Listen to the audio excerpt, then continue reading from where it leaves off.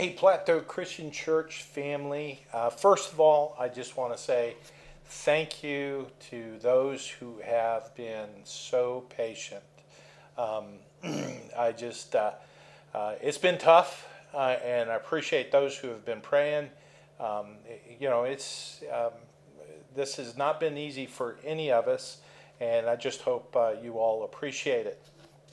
That appreciate that it's not been easy for any of us. So early last month, I had it in my mind that the target date for getting back together was Mother's Day, May 17th. You did hear that right.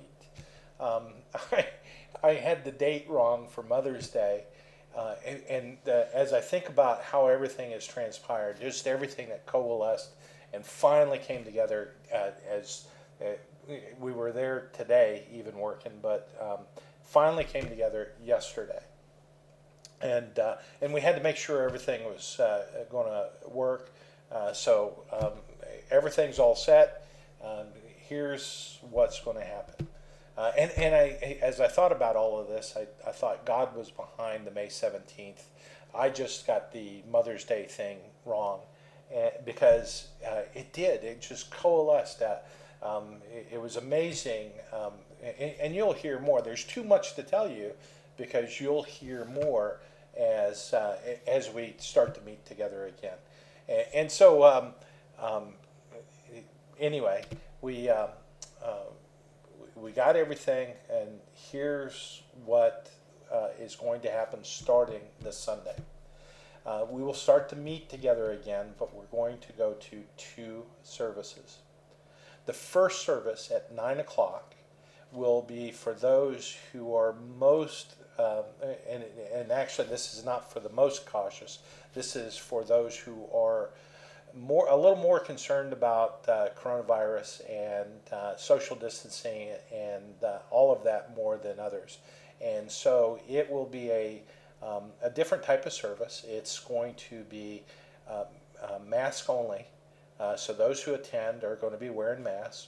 The only people in the building who will not be wearing masks are Chase and I. Now, I had myself tested this week for COVID.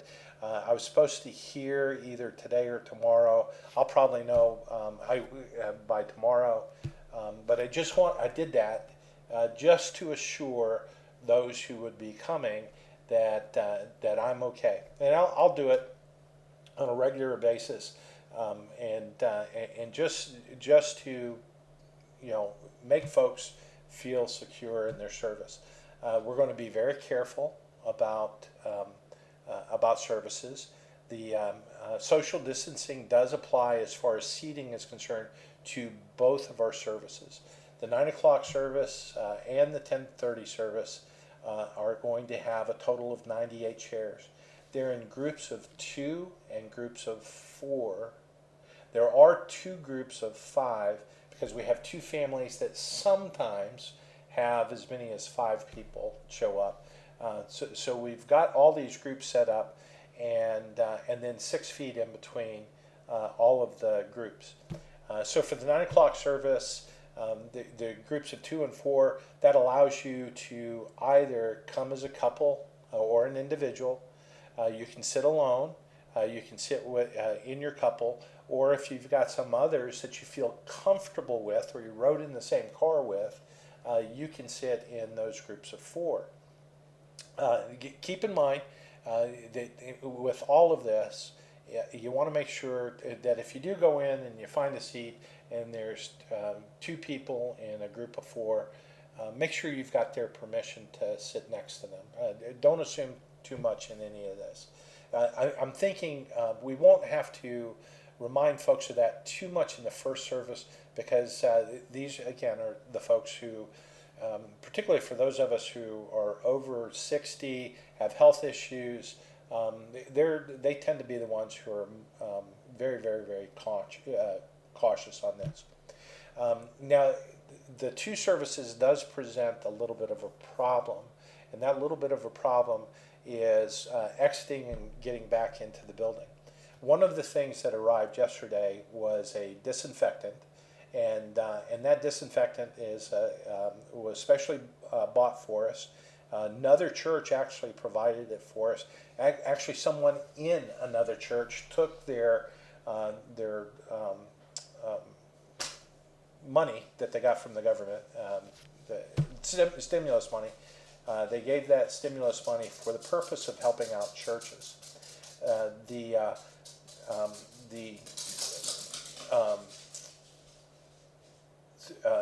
disinfectant will be sprayed in the restrooms predominantly, in between services and after the second service, and that's to sterilize the restrooms.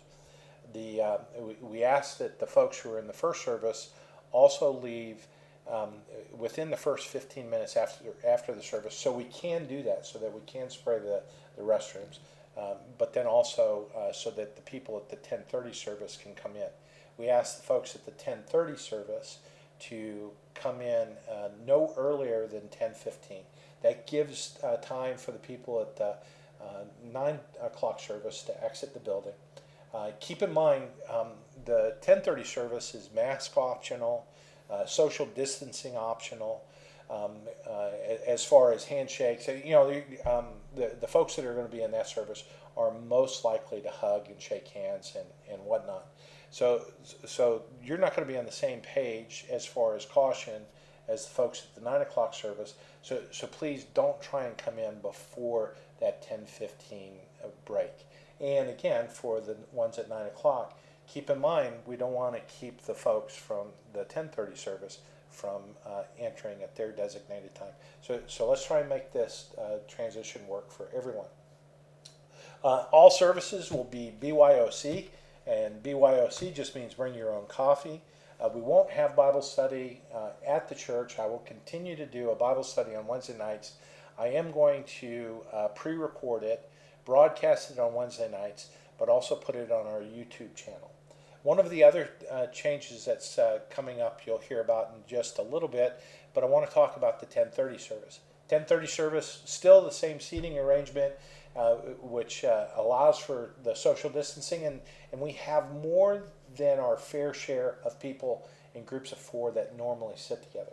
And that's because the people at the 10:30, this was very much in mind for the folks who are most likely to come to the 10:30 service, and that is those folks are more inclined to want to sit with their friends, that sort of thing. So, sit in those chairs. If you do shake hands and hug, make sure, again, that the person that you're offering the handshake to or the hug to is on the same page. Don't assume that they want to do it. Just make sure it's okay with them. And again, just a little reminder here. We all don't have to be on the same page on this. It's okay for us to differ. Just honor each other's differences. Doesn't mean you have to agree with it. You just honor where they are. And that still does not take care of everyone. There are some people who they really love the safety of the drive-in church. Well, of course, that's going away. And there are folks who are just wanting to stay home. They have been staying home through all of this. They want to continue, and that's also okay.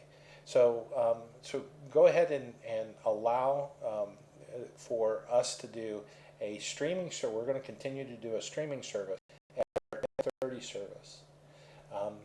And for those folks, we're really serving them, but we're serving a whole lot more as well. The folks that we're serving extra beyond that is the increased number of people that we've had pay attention to us. And I'll get to that in just a second. So I've got my notes here. This is the email that also has gone out. Let's see. We'll only do Bible school on Wednesday nights, and it will be online. I'll have it on both YouTube and Facebook. I'll continue to do my daily devotions on Facebook, so you'll continue to see those. But I'm going to probably pre-record those as well and post them on YouTube as well. And we're also likely going to make a change in how we live stream. Facebook Live will stay. Folks have not been confused by that, but we have had a number of people that are confused with the websites, the way they handle it. And it is kind of confusing because there's a Dropbox of 8 videos, and the video for the Sunday shows up down there, but you have to kind of sift through all of them. And since we look the same every week, it's kind of hard to tell which one is the current one. So what we're going to do is switch likely to YouTube Live. That seems to be less confusing for a lot of people. But also what will still happen is YouTube Live will automatically, at the end of the live stream, will automatically post that video to our website. I'll announce when that happens. It's not going to happen this Sunday. Everything's going to continue as it is. We have Facebook Live at 10:30. We have our website at 10:30, and then shortly after services, I upload the sermon to YouTube, and folks can pick it up on YouTube. And that's all been rather encouraging. Here's a few. I just want to thank you for being so patient. For those who have been patient, thank you for being patient. I just want to remind you that all of this, even what we're doing now, is for a time. But there are a couple of things to keep in mind. Praises. In the midst of this, it's easy for us to get so bogged down in what's not happening that we fail to see what is happening. And boy, have I witnessed some great stuff. Number one, we've garnered a lot of attention. There is supposed to be a follow-up newspaper article to the one that highlighted us doing the drive-in church. So I've been contacted. They're going to do a follow-up article. I don't know when it's going to be, but that was good. That raised a lot of attention. We have seen anywhere from 3 to 10 times our normal Sunday attendance watching our online videos. So that's been great too.